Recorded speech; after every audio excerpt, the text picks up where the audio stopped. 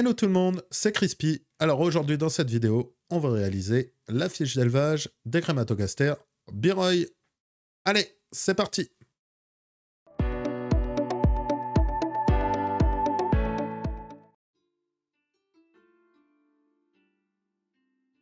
La Crématogaster est une petite fourmi très répandue en Asie. On peut la retrouver du Pakistan jusqu'à Taïwan dans les forêts humides. Les nids sont en général creusés à même la terre, mais on peut toutefois les retrouver au niveau en dessous des pierres, ainsi que dans le bois mort. Les nids sont généralement peu peuplés, on compte à peu près 500 individus par colonie. La gene Crématogaster Biroy est de couleur plutôt brun jaunâtre et mesure entre 6 et 7 mm. Les ouvrières, quant à elles, mesurent entre 2 et 3 mm et sont d'une couleur plutôt jaune brillante.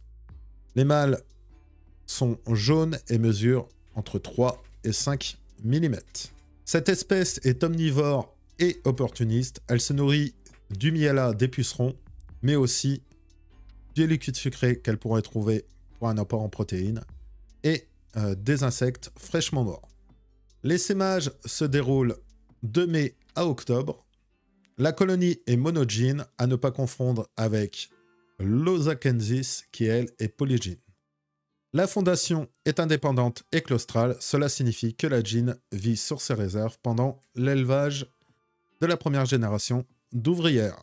La Crématogaster Biroy, comme toutes les Crématogastères, ont un moyen de défense particulier. Elles peuvent redresser leur abdomen au-dessus de la tête et créer une gouttelette d'acide acétique pour se défendre.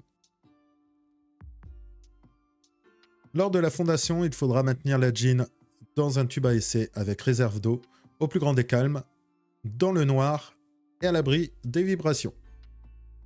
La première génération compte généralement entre 5 et 15 ouvrières. À leur arrivée, on pourra leur placer une aire de chasse pour commencer à les nourrir. Une diapause pour les Crématogaster Biroy n'est pas nécessaire, mais un repos hivernal à température ambiante est conseillé.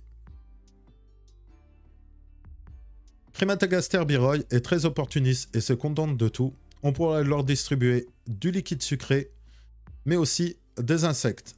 Toutefois, il faudra imbiber un coton de liquide sucré pour éviter les noyades. La Crématogaster Biroy pourra être maintenue dans des nids en tube, en plexiglas ou en pierre reconstituée. Elles devront être maintenues à une température de 22 à 28 degrés avec un taux d'hygrométrie de 60 à 80% de la surface du nid.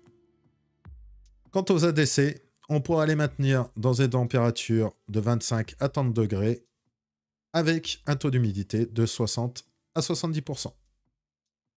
Faites attention, Crématogaster Biroy peut être foreuse en cas de manque de place. Et voilà, c'est la fin de cette vidéo. J'espère que vous en avez appris un peu plus sur les Crématogaster Biroy. On se retrouve tous les dimanches à 15 h pour une nouvelle vidéo.